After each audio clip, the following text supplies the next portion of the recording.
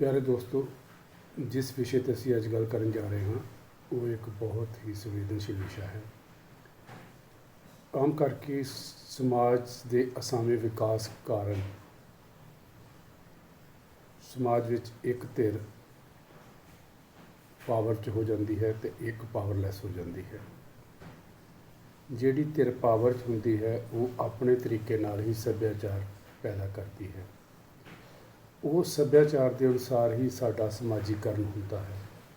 ਸਮਾਜੀਕਰਨ ਤੋਂ ਭਾਵ ਹੈ ਕਿ ਸਾਡੀ ਸ਼ਖਸੀਅਤ ਉਸ ਮਾਹੌਲ ਮੁਤਾਬਕ ਹੀ ਬਣਦੀ ਹੈ। ਜਿਸ ਤਰ੍ਹਾਂ ਦੇ ਵਿੱਚ ਉਸ ਦਾ ਪਰਿਵਾਰਕ ਪ੍ਰਭਾਵ ਹੁੰਦੇ ਨੇ, ਜਿਸ ਤਰ੍ਹਾਂ ਦੇ ਧਾਰਮਿਕ ਪ੍ਰਭਾਵ ਹੁੰਦੇ ਨੇ, ਜਿਸ ਤਰ੍ਹਾਂ ਦੇ ਵਿਦਿਅਕ ਪ੍ਰਭਾਵ ਹੁੰਦੇ ਨੇ, ਜਿਸ ਤਰ੍ਹਾਂ ਦੇ ਸਾਡੇ ਆਲੇ ਦੁਆਲੇ ਦੇ ਦੋਸਤਾਂ ਦੇ ਪ੍ਰਭਾਵ ਹੁੰਦੇ ਨੇ, ਉਹਨਾਂ ਦੇ ਆਧਾਰ 'ਤੇ ਹੀ ਸਾਡੀ ਸ਼ਖਸੀਅਤ ਬਣਦੀ ਹੈ। ਔਰ ਉਹ ਸ਼ਖਸੀਅਤ ਜਿਹੜੀ ਹੈ ਉਹ ਉਹਨਾਂ ਲੋਕਾਂ ਨੂੰ ਪ੍ਰਭਾਵਿਤ ਕਰਦੀ ਹੈ ਜਿਹੜੇ ਲੋਕ ਜਿਹੜੇ ਨੇ ਪਾਵਰਲੈਸ ਰਹਿੰਦੇ ਨੇ ਜਾਂ ਜਿਹੜੇ ਸ਼ੋਸ਼ਿਤ ਵਰਗ ਵਿੱਚ ਆ ਜਾਂਦੇ ਨੇ। ਸੋ ਇਸੇ ਤਰ੍ਹਾਂ ਹੀ ਔਰਤ ਜਿਹੜੀ ਹੈ ਸਾਡੇ ਉਹਦੇ ਵਿੱਚ ਵੀ ਲਿੰਗ ਅਸਮਾਨਤਾ ਜਿਹੜੀ ਹੈ ਉਸ ਕਾਰਨ ਕਰਕੇ ਉਹ ਵੀ ਇੱਕ ਹਾਸ਼ੀਏ 'ਤੇ ਖੜੀ ਹੁੰਦੀ ਹੈ, ਜਿਸ ਕਰਕੇ ਉਹ ਵੀ ਅਸਮਾਨਤਾ ਦਾ ਸ਼ਿਕਾਰ ਹੁੰਦੀ ਹੈ। ਜਿਵੇਂ ਕਿ ਅਸੀਂ ਜਾਣਦੇ ਹੀ ਹਾਂ ਕਿ ਭਾਵੇਂ ਕਿ ਜੀਵ ਵਿਗਿਆਨ ਦੇ ਆਧਾਰ 'ਤੇ ਮਰਦ ਔਰ ਔਰਤਾਂ ਦੇ ਵਿੱਚ ਵੱਖਰੇ ਵੱਖਰੇ ਜਿਹੜੇ ਨੇ ਉਹ ਲਿੰਗ ਪ੍ਰਣਾਲੀ ਨਾਲ ਜੁੜੇ ਅੰਗ ਨੇ, ਪਰ ਜਦੋਂ ਇਹਨਾਂ ਦੇ ਆਧਾਰ 'ਤੇ ਨਾ ਰਹਿ ਕੇ ਮਰਦ ਅਤੇ ਔਰਤ ਦਾ ਸਮਾਜੀਕਰਨ ਉਹ ਉਸ ਸੱਭਿਆਚਾਰਕ ਮਾਹੌਲ ਦੇ ਮੁਤਾਬਕ ਹੁੰਦਾ ਹੈ ਜਾਂ ਸਮਾਜਿਕ ਆਰਥਿਕ ਆਧਾਰ 'ਤੇ ਜਿਹੜਾ ਸੱਭਿਆਚਾਰ ਪੈਦਾ ਹੁੰਦਾ ਉਹਦੇ ਆਧਾਰ 'ਤੇ ਹੁੰਦਾ ਹੈ, ਤਾਂ ਉਹਦੇ ਵਿੱਚ ਜਿਹੜੀਆਂ ਅਸਮਾਨਤਾਵਾਂ ਪੈਦਾ ਹੁੰਦੀਆਂ ਨੇ। ਔਰ ਇਹ ਜਿਹੜੀਆਂ ਅਸਮਾਨਤਾਵਾਂ ਨੇ ਇਹ ਜਿਹੜੀਆਂ ਨੇ ਲਿੰਗ ਆਧਾਰਿਤ ਜਿਹੜੀਆਂ ਸਮੱਸਿਆਵਾਂ ਨੂੰ ਪੈਦਾ ਕਰਦੀਆਂ ਹਨ। ਸਾਡੇ ਦੇਸ਼ ਵਿੱਚ ਵੀ ਭਾਵੇਂ ਕਿ 70 ਸਾਲਾਂ ਤੋਂ ਜ਼ਿਆਦਾ ਸਮਾਂ ਹੋ ਗਿਆ ਸਾਡੇ ਦੇਸ਼ ਦੀ ਆਜ਼ਾਦੀ ਹੋਈ ਨੂੰ, ਅਤੇ ਵੋਟ ਦਾ ਅਧਿਕਾਰ ਜਿਹੜਾ ਸੀ ਉਹ ਲਿੰਗ ਆਧਾਰਿਤ ਉਸ ਵਿੱਚ ਕੋਈ ਵੀ ਮਤਲਬ ਨਹੀਂ ਸੀ ਕੀਤਾ ਗਿਆ, ਵਿਤਕਰਾ ਨਹੀਂ ਸੀ ਕੀਤਾ ਗਿਆ। ਪਰ ਅਜੇ ਤੱਕ ਵੀ ਸਿੱਖਿਆ, ਸਿਹਤ ਅਤੇ ਹੋਰ ਖਾਸ ਕਰਕੇ ਰਾਜਨੀਤੀ ਉਸ ਪੱਧਰ ਦੀ ਜਿੱਥੇ ਕਿ ਕਾਨੂੰਨ ਬਣਨੇ ਹੁੰਦੇ ਨੇ ਉਸ ਪੱਧਰ 'ਤੇ ਅਜੇ ਵੀ ਔਰਤਾਂ ਦੀ ਜਿਹੜੀ ਸ਼ਮੂਲੀਅਤ ਹੈ ਉਹ ਉਨੀ ਜ਼ਿਆਦਾ ਨਹੀਂ, ਉਹਦੇ ਵਿੱਚ ਅਸਮਾਨਤਾ ਬਹੁਤ ਪਾਈ ਜਾਂਦੀ ਹੈ। ਜਦੋਂ ਅਸੀਂ ਸਮਾਜ ਦੇ ਵਿੱਚ ਵੇਖਦੇ ਹਾਂ ਤਾਂ ਅਜੇ ਵੀ ਅੱਧੀਆਂ ਕਿਸ਼ੋਰ ਲੜਕੀਆਂ ਜਿਹੜੀਆਂ ਨੇ ਕੁਪੋਸ਼ਣ ਦਾ ਸ਼ਿਕਾਰ ਨੇ। ਕੋਈ 1/3 ਲੜਕੀਆਂ ਅਜਿਹੀਆਂ ਨੇ ਜਿਹੜੀਆਂ ਕਿ ਸਮਾਜ ਵਿੱਚ ਜਿਹੜੀਆਂ ਨੇ ਉਹਨਾਂ ਦੀ ਕੱਦ ਜਿਹੜਾ ਉਹ ਉਹਨਾਂ ਦੀ ਉਮਰ ਤੋਂ ਘੱਟ ਹੈ। ਇਸ ਤਰ੍ਹਾਂ ਹੀ ਅਜੇ ਵੀ ਬਹੁਤ ਸਾਰੀਆਂ ਲੜਕੀਆਂ ਨੇ ਜਿਨ੍ਹਾਂ ਦੀ ਮੈਰਿਜ ਜਿਹੜੀ ਹੈ ਉਹ 18 ਸਾਲ ਤੋਂ ਪਹਿਲਾਂ ਹੋ ਰਹੀ ਹੈ, ਜਦੋਂ ਕਿ 18 ਸਾਲ ਤੋਂ ਪਹਿਲਾਂ ਵਿਆਹ ਕਰਨਾ ਜਿਹੜਾ ਲੜਕੀ ਦਾ ਉਹ ਕਾਨੂੰਨੀ ਤੌਰ 'ਤੇ ਜੁਰਮ ਹੈ।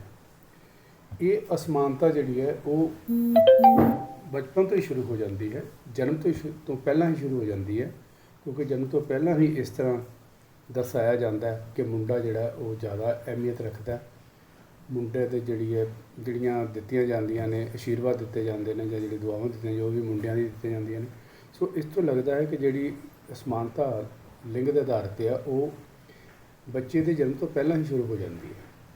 ਸੋ ਉਸ ਦੇ ਨਾਲ ਇੱਕ ਤਾਂ ਇਹ ਹੁੰਦਾ, ਦੂਸਰਾ ਇਹ ਹੁੰਦਾ ਕਿ ਜਦੋਂ ਲੜਕੀਆਂ ਪੈਦਾ ਵੀ ਹੋ ਜਾਂਦੀਆਂ ਨੇ ਉਸ ਤੋਂ ਬਾਅਦ ਵੀ ਜਿਹੜੀ ਹੈ ਉਹਨਾਂ ਦੀ ਲਿੰਗ ਪੈਦਾ ਹੋਣ ਤੱਕ ਵੀ ਜਦੋਂ ਲਿੰਗ ਦਾ ਨਿਰਧਾਰਨ ਕੀਤਾ ਜਾਂਦਾ ਹੈ, ਜਿਸ ਦੇ ਆਧਾਰ 'ਤੇ ਵੀ ਕਈ ਵਾਰੀ ਪਹਿਲਾਂ ਫੈਟੀਸਾਈਡ ਕਰਾਇਆ ਜਾਂਦਾ ਸੀ। ਪਰ ਭਾਵੇਂ ਕਿ ਕਾਨੂੰਨੀ ਤੌਰ 'ਤੇ ਬਹੁਤ ਸੰਗੀਨ ਜੁਰਮ ਹੈ, ਪਰ ਫਿਰ ਵੀ ਇਸ ਦੇ ਆਧਾਰ 'ਤੇ ਹੀ ਮਰਦ ਨੂੰ ਜਾਂ ਮਰਦ ਬੱਚੇ ਦੀ ਚੋਇਸ ਨੂੰ ਮੰਨਿਆ ਜਾਂਦਾ ਸੀ। ਜਦੋਂ ਬੱਚਾ ਵਿਕਾਸ ਕਰ ਰਿਹਾ ਹੁੰਦਾ ਹੈ ਘਰ ਦੇ ਵਿੱਚ, ਤਾਂ ਉਹਦੇ ਵਿੱਚ ਵੀ ਜਿਹੜੀ ਹੈ ਇਸ ਤਰ੍ਹਾਂ ਦੀਆਂ ਗੱਲਾਂ ਹੁੰਦੀਆਂ ਨੇ ਜਿਹਦੇ ਵਿੱਚ ਕਿ ਮਰਦ ਬੱਚੇ ਨੂੰ ਤਾਕਤਵਰ ਦਿਖਾਇਆ ਜਾਂਦਾ, ਉਹਨੂੰ ਭਾਰੂ ਦਿਖਾਇਆ ਜਾਂਦਾ, ਔਰ ਉਸ ਦੇ ਆਧਾਰ 'ਤੇ ਹੀ ਉਸ ਨੂੰ ਦੱਸਿਆ ਜਾਂਦਾ ਕਿ ਉਹ ਘਰ ਨੂੰ ਸੰਭਾਲੇਗਾ।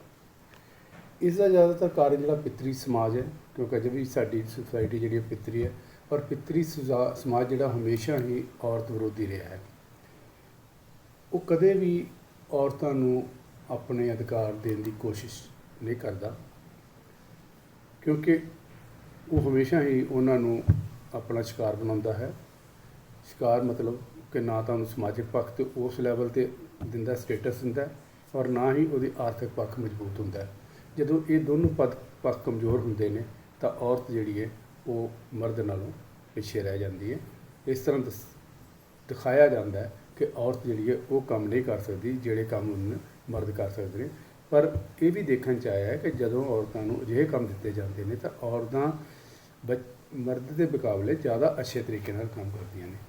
ਪਰ ਅਜੇ ਤੱਕ ਵੀ ਜਿਹੜੀ ਅਸਮਾਨਤਾ ਇਸ ਗੱਲ ਤੋਂ ਵੀ ਪਾਈ ਜਾਂਦੀ ਹੈ ਕਿ ਕੋਈ ਅਜੇ ਵੀ ਔਰਤਾਂ ਦੀ ਜਿਹੜੀ ਸੰਖਿਆ ਹੈ, ਖਾਸ ਕਰਕੇ ਛੋਟੇ ਬੱਚਿਆਂ ਦੀ, 6 ਸਾਲ ਤੋਂ ਘੱਟ ਬੱਚਿਆਂ ਦੀ, ਉਹ ਜਿਹੜੀ ਹੈ ਉਹ ਔਰਤ ਬੱਚੇ ਦੀ ਘੱਟ ਹੈ ਨੰਬਰ, ਬਸ਼ਰਤੇ ਕਿ ਮਰਦ ਬੱਚੇ ਨਾਲੋਂ। ਸੋ ਔਰਤ ਜਿਹੜੀ ਹੈ ਉਹ ਜਦ ਤੱਕ ਤੰਦਰੁਸਤ ਨਹੀਂ ਹੁੰਦੀ ਉਦੋਂ ਤੱਕ ਤੰਦਰੁਸਤ ਬੱਚੇ ਦੀ ਸੰਭਾਵਨਾ ਨਹੀਂ ਹੁੰਦੀ। ਪਰ ਕਿਉਂਕਿ ਔਰਤ ਜਿਹੜੀ ਹੈ ਜਦੋਂ ਬਚਪਨ ਤੋਂ ਲੈ ਕੇ ਹੀ ਉਸ ਨਾਲ ਜਿਹੜੀ ਹੈ ਵਿਤਕਰਾ ਸ਼ੁਰੂ ਹੋ ਜਾਂਦਾ, ਉਹਦੀ ਖੁਰਾਕ ਦਾ ਵਿਤਕਰਾ ਹੁੰਦਾ, ਉਹਦੇ ਲਈ ਸਿਹਤ ਦਾ ਵਿਤਕਰਾ ਹੁੰਦਾ, ਉਹਦੇ ਲਈ ਉਹਦੀ ਵਿਕਾਸ ਲਈ ਜਿਹੜੀ ਪੜ੍ਹਾਈ ਦਾ ਵਿਤਕਰਾ ਹੁੰਦਾ।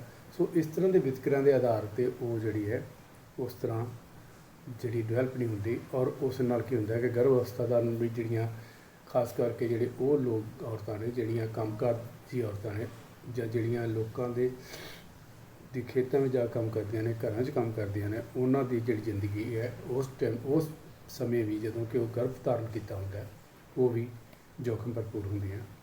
ਸੋ ਨਵਜੰਮੀਆਂ ਬੱਚੀਆਂ ਵਿੱਚ ਭਾਵੇਂ ਕਿ ਅਸੀਂ ਦੇਖਿਆ ਕਿ ਮੌਤ ਦਰ ਘੱਟ ਹੈ 1 ਸਾਲ ਤੱਕ ਦੀ ਉਮਰ 'ਤੇ, ਪਰ ਜਦੋਂ 1 ਸਾਲ ਦੀ ਉਮਰ ਵੱਧ ਜਾਂਦੀ ਹੈ ਤਾਂ ਉਹਦੀ ਜਿਹੜੀ ਮੌਤ ਦਰ ਹੈ ਉਹ ਮਰਦ ਬੱਚਿਆਂ ਨਾਲੋਂ ਜ਼ਿਆਦਾ ਹੋ ਜਾਂਦੀ ਹੈ।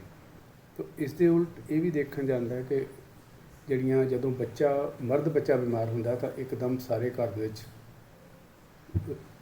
ਹੋ ਜਾਂਦਾ ਹੈ ਕਿ ਇਸ ਨੂੰ ਜਲਦੀ ਤੋਂ ਜਲਦੀ ਇਲਾਜ ਕਰਾਓ ਜਲਦੀ। ਪਰ ਲੜਕੀ ਜੇ ਅਗਰ ਬਿਮਾਰ ਹੁੰਦੀ ਹੈ ਤਾਂ ਉਸ ਬਾਰੇ ਕਦੇ ਵੀ ਇੰਨੀ ਤੀਬਰਤਾ ਨਾਲ ਜਿਹੜਾ ਸੋਚਿਆ ਨਹੀਂ ਜਾਂਦਾ। ਸੋ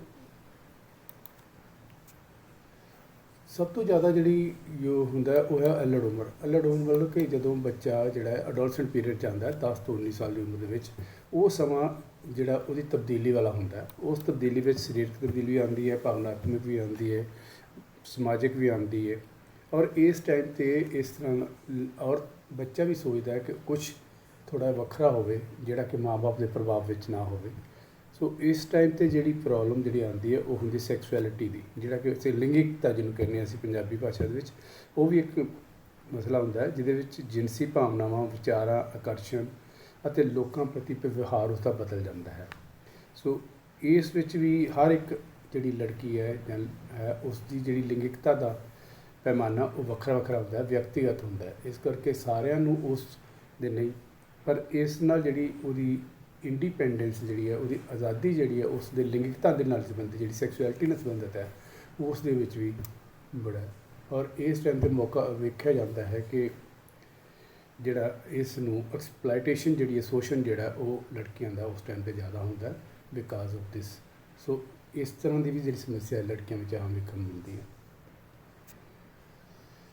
ਭਾਵੇਂ ਕਿ ਇਹ ਪੜਾਅ ਜਿਹੜਾ ਬੜਾ ਸਿਹਤਮੰਦ ਮੰਨਿਆ ਜਾਂਦਾ ਹੈ, ਪਰ ਇਸ ਦੇ ਵਿੱਚ ਵੀ ਬਹੁਤ ਸਾਰੇ ਜੋਖਮ ਭਰੇ ਹੁੰਦੇ ਨੇ। ਕਈ ਵਾਰੀ ਅਲੜ ਉਮਰ ਦੇ ਵਿੱਚ ਹੀ ਵਿਆਹ ਕਰਤਾ ਜਾਂਦਾ ਹੈ ਤਾਂ ਜਿਹੜੀ ਟੀਨਏਜ ਦੇ ਪ੍ਰੈਗਨੈਂਸੀਜ਼ ਹੁੰਦੀਆਂ ਉਹਦੇ ਕਰਕੇ ਵੀ ਉਹਦੀਆਂ ਸਮੱਸਿਆਵਾਂ ਜਿਹੜੀਆਂ ਬਿਮਾਰੀ ਔਰ ਮੌਤ ਦੀ ਸੰਭਾਵਨਾ ਬਹੁਤ ਜ਼ਿਆਦਾ ਵੱਧ ਜਾਂਦੀ ਹੈ। ਲੜਕੀਆਂ ਦੇ ਵਿੱਚ ਅਜੇ ਵੀ ਔਰਤਾਂ ਵਿੱਚ, ਲੜਕੀਆਂ ਵਿੱਚ ਮਤਲਬ ਲੜਕੀਆਂ ਜਾਂ ਔਰਤਾਂ ਦੋਨਾਂ ਵਿੱਚ ਹੀ ਅਜੇ ਵੀ ਮੌਤਾਂ, ਕੁੱਟਮਾਰ, ਗਰਭ ਦੀਆਂ ਪੇਚੀਦਗੀਆਂ ਬਹੁਤ ਹੁੰਦੀਆਂ ਨੇ। ਇਹਨਾਂ ਚੀਜ਼ਾਂ ਤੋਂ ਬਚਿਆ ਜਾ ਸਕਦਾ ਹੈ, ਪਰ ਇਹਨਾਂ ਦੇ ਬਚਾਓ ਦੇ ਤੋਂ ਕਿਉਂਕਿ ਇਲਾਜ ਜਿਹੜਾ ਉਹ ਔਰਤ ਜਿਹੜੀ ਇੰਡੀਪੈਂਡੈਂਟ ਨਹੀਂ ਕਰਾ ਸਕਦੀ, ਉਸ ਨੂੰ ਕਿਸੇ ਨਾ ਕਿਸੇ ਨਾਲ ਜੋੜਿਆ ਜਾਂਦਾ ਹੈ ਕਿ ਘਰ ਵਾਲਾ ਜਾਏਗਾ, ਸੱਸ ਜਾਏਗੀ, ਯਾਰ ਕੋਈ ਹੋਰ ਜਾਏਗਾ। ਤਾਂ ਇਸ ਕਰਕੇ ਉਹ ਜਦੋਂ ਇੰਡੀਪੈਂਡੈਂਟ ਡਿਸੀਜ਼ਨ ਨਹੀਂ ਲੈ ਸਕਦੀ ਤਾਂ ਉਹਦੇ ਕਰਕੇ ਉਹਦੀ ਸਮੱਸਿਆਵਾਂ ਜਿਹੜੀਆਂ ਨੇ ਹੋਰ ਤਿੱਖੀਆਂ ਹੋ ਜਾਂਦੀਆਂ ਨੇ। ਆਮ ਕਰਕੇ ਵੇਖਣ 'ਚ ਆਇਆ ਕਿ ਜਿਹੜੀ ਇਸ ਤਰ੍ਹਾਂ ਦੀ ਜਿਹੜੀ ਸਮਾਜੀਕਰਨ ਹੋ ਰਿਹਾ ਉਹਦੇ ਕਾਰਨ ਕਰਕੇ ਕਿ ਜਿਹੜੀਆਂ ਲੜਕੀਆਂ ਨੇ ਪੜ੍ਹਾਈ ਤੋਂ ਵਾਂਝੀਆਂ ਰਹਿ ਜਾਂਦੀਆਂ ਨੇ। ਕਈ ਵਾਰ ਉਹਨਾਂ ਦੀ ਪੜ੍ਹਾਈ ਵਿੱਚੋਂ ਛੁਡਵਾ ਲਈ ਜਾਂਦੀ ਹੈ। ਆਮ ਕਰਕੇ ਗਰੀਬ ਪਰਿਵਾਰਾਂ ਵਿੱਚ ਉਹਨਾਂ ਨੂੰ ਕਿਸੇ ਕੰਮ 'ਤੇ ਲਾਇਆ ਜਾਂਦਾ ਜਿੱਥੇ ਉਹਨਾਂ ਦਾ ਸ਼ੋਸ਼ਣ ਹੁੰਦਾ। ਸ਼ੋਸ਼ਣ ਅਗਰ ਹੋ ਗਿਆ ਤਾਂ ਉਹਦੀ ਛੋਟੀ ਉਮਰ 'ਚ ਵਿਆਹ ਕਰਤਾ ਜਾਂਦਾ। ਔਰ ਜਿਸ ਕਾਰਨ ਕਰਕੇ ਉਸ ਨੂੰ ਬਹੁਤ ਸਾਰਾ ਨੁਕਸਾਨ ਝੱਲਣਾ ਪੈਂਦਾ ਹੈ। ਸੋ ਪਰ ਇਹ ਦੇਖਣ 'ਚ ਆਇਆ ਕਿ ਜੇਕਰ ਔਰਤਾਂ ਨੂੰ ਮੌਕਾ ਦਿੱਤਾ ਜਾਵੇ, ਜੇ ਲੜਕੀਆਂ ਨੂੰ, ਅਸੀਂ ਕਈ ਵਾਰ ਸਕੂਲ ਜਾਂਦੇ ਹਾਂ, ਦੇਖਦੇ ਹਾਂ ਬੱਚਿਆਂ ਦੇ ਵਿੱਚ ਕਿ ਜੇ ਬੱਚੇ ਜਦੋਂ ਉਹਨਾਂ ਨੂੰ ਅਸੀਂ ਸਵਾਲ ਪੁੱਛਦੇ ਹਾਂ ਤਾਂ ਸਵਾਲ ਪੁੱਛਣ ਦੇ ਵਿੱਚ ਉਹਨਾਂ ਦੇ ਵਿੱਚ ਜਿਹੜਾ ਕੌਨਫੀਡੈਂਸ ਹੁੰਦਾ ਹੈ, ਉਹ ਕੌਨਫੀਡੈਂਸ ਨੂੰ ਵਧਾਇਆ ਜਾ ਸਕਦਾ ਹੈ ਜੇ ਅਸੀਂ ਉਹਨਾਂ ਦੇ ਨਾਲ ਕਾਉਂਸਲਿੰਗ ਕਰੀਏ, 1 to 1 ਗੱਲ ਕਰੀਏ, ਤਾਂ ਕਿ ਉਹ ਥੋੜ੍ਹੀਆਂ ਜਿਹੀਆਂ ਉਸ ਢਾਂਚੇ 'ਚੋਂ ਚੇਂਜ ਵੱਲ ਨੂੰ ਆ ਸਕਣ। ਪਰ ਇਸ ਤਰ੍ਹਾਂ ਜਿਹੜਾ ਉਹ ਤਾਂ ਹੀ ਹੋ ਸਕਦਾ ਜੇ ਅਸੀਂ ਉਸ ਨੂੰ ਸਮਾਜ ਵਿੱਚ ਉਹ ਰੁਤਬਾ ਦੇਣ ਦੀ ਕੋਸ਼ਿਸ਼ ਕਰੀਏ ਜਿਹੜੀ ਕਿ ਉਸ ਦੀ ਜ਼ਰੂਰਤ ਹੈ। ਭਾਵੇਂ ਕਿ ਸਾਡੀ ਜਿਹੜੀਆਂ ਸਮਾਜ ਹੈ ਉਹ ਜਮਾਤਾਂ 'ਚ ਵੰਡਿਆ, ਵੱਖਰੇ ਕਲਾਸਾਂ ਨੇ, ਹਰੇਕ ਕਲਾਸ ਦਾ ਬੰਦਾ ਆਪਣੇ ਤਰ੍ਹਾਂ ਵਰਤਾਓ ਕਰਦਾ। ਜਿੱਦਾਂ ਗਰੀਬ ਪਰਿਵਾਰਾਂ ਵਿੱਚ ਮਰਦ ਦੀ ਜਿਹੜੀ ਅਹਿਮੀਅਤ ਹੈ ਕਈ ਵਾਰੀ ਘੱਟ ਜਾਂਦੀ ਹੈ ਔਰਤ ਦੇ ਮੁਕਾਬਲੇ, ਕਿਉਂਕਿ ਔਰਤ ਜਿਹੜੀ ਉਹ ਘਰਾਂ ਦਾ ਕੰਮ ਕਰਦੀ ਹੈ, ਔਰ ਬਟ ਜਿਹੜੀ ਉਹਦੀ ਪ੍ਰੋਬਲਮ ਹੈ ਕਿ ਜਦੋਂ ਘਰਾਂ ਦਾ ਕੰਮ ਕਰਕੇ ਜਾਂ ਕਿਸੇ ਖੇਤਾਂ 'ਚ ਕੰਮ ਕਰਕੇ ਵੀ ਆਪਣਾ ਸਮਾਨ ਲੈਂਦੀ ਹੈ ਤਾਂ ਉਹਦਾ ਮਰਦ ਜਿਹੜਾ ਉਸ ਨੂੰ ਐਕਸਪਲੋਇਟ ਕਰਦਾ। ਸੋ ਉਹਦੀ ਜਿਹੜੀ ਹੈ ਕਹਿ ਸਕਦੇ ਹਾਂ ਕਿ ਜਿਹੜੀ ਉਹਦੀ ਪ੍ਰੋਬਲਮ ਹੈ ਉਹ ਡਬਲ ਹੋ ਜਾਂਦੀ ਹੈ। ਇੱਕ ਤਾਂ ਉਹ ਬਾਹਰੋਂ ਐਕਸਪਲੋਇਟੇਸ਼ਨ ਹੁੰਦੀ ਹੈ, ਘਰੋਂ ਐਕਸਪਲੋਇਟੇਸ਼ਨ ਹੁੰਦੀ ਹੈ। ਸੋ ਇਸ ਤਰ੍ਹਾਂ ਦੀ ਸਮੱਸਿਆਵਾਂ ਜਿਹੜੀਆਂ ਨੇ ਉਹ ਆਮ ਵੇਖਣ ਨੂੰ ਮਿਲਦੀਆਂ ਨੇ। ਦੂਸਰਾ ਇਹ ਕਿ ਔਰਤ ਦਾ ਇਹਦੇ ਸਮਾਜ ਵਿੱਚ ਤਬਦੀਲੀ ਜਿਹੜੀ ਹੈ, ਉਸ ਤਬਦੀਲੀ ਜਿਹੜੀ ਹੈ ਉਹ ਇੱਕ ਦੇ ਨਾਲ ਨਹੀਂ ਆਉਂਦੀ। ਇਸ ਇੱਕ ਕਲੈਕਟਿਵਨੈਸ ਜਿਹੜੀ ਹੈ ਬਹੁਤ ਜ਼ਰੂਰੀ ਹੈ ਤਾਂ ਕਿ ਸਮਾਜ ਵਿੱਚ ਤਬਦੀਲੀ ਦੇ ਬਣ ਸਕੇ। ਇਸ ਲਈ ਜ਼ਰੂਰੀ ਹੈ ਕਿ ਜਿਹੜਾ ਪਿਤਰੀ ਸਮਾਜ ਦੇ ਵਿੱਚ ਦਕਿਆਨੂਸੀ ਜਿਹੜੀਆਂ ਸੋਚ ਹੈ ਉਸ ਦਾ ਵਿਰੋਧ ਕਰਨਾ ਜ਼ਰੂਰੀ ਹੈ, ਨਾ ਕਿ ਇੱਕ ਮਨੁੱਖ ਦਾ, ਇੱਕ ਮਰਦ ਇਕੱਲੇ ਦਾ। ਕਿਉਂਕਿ ਮਰਦ ਜਿਹੜਾ ਉਸ ਦੇ ਵਿੱਚੋਂ ਜਿਹੜਾ ਸਮਾਜੀਕਰਨ ਉਹਦਾ ਹੋਇਆ ਉਹਦੇ ਕਾਰਨ ਕਰਕੇ ਉਸ ਤਰ੍ਹਾਂ ਦਾ ਵਰਤਾਓ ਕਰ ਰਿਹਾ। ਅਗਰ ਉਸ ਦਾ ਸਮਾਜੀਕਰਨ ਠੀਕ ਤਰ੍ਹਾਂ ਹੋਵੇਗਾ ਤਾਂ ਉਹਦਾ ਵਰਤਾਓ ਵੀ ਹੌਲੀ ਹੌਲੀ ਤਬਦੀਲ ਹੋ ਜਾਏਗਾ। ਇਸ ਕਰਕੇ ਜ਼ਰੂਰੀ ਹੈ ਕਿ ਅਸੀਂ ਉਸ ਤਰ੍ਹਾਂ ਦਾ ਮਾਹੌਲ ਕ੍ਰੀਏਟ ਕਰੀਏ, ਔਰ ਮਾਹੌਲ ਉਸ ਤਰ੍ਹਾਂ ਹੀ ਕ੍ਰੀਏਟ ਹੋ ਸਕਦਾ ਜਦੋਂ ਅਸੀਂ ਅਸਾਮਾਪਨ ਜਿਹੜਾ ਸਮਾਜ ਦਾ ਉਸ ਵਿੱਚ ਕਮੀ ਕੀਤੀ ਜਾਵੇ।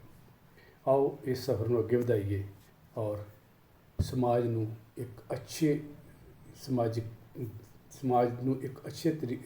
ਮਾਹੌਲ ਵਿੱਚ ਬਣਾਈਏ ਤਾਂ ਕਿ ਇਸ ਵਿੱਚ ਔਰਤ ਮਰਦ ਦੇ ਵਿੱਚ ਜਿਹੜਾ ਫਾਸਲਾ ਹੈ ਉਹ ਫਾਸਲਾ ਨਾ ਰਹਿ ਕੇ ਦੋਨੋਂ ਇੱਕ ਸਾਥ ਚੱਲ ਕੇ ਇਸ ਨੂੰ ਵਧੀਆ ਸਮਾਜ ਨੂੰ ਹੋਰ ਵਧੀਆ ਬਣਾ ਸਕਣ।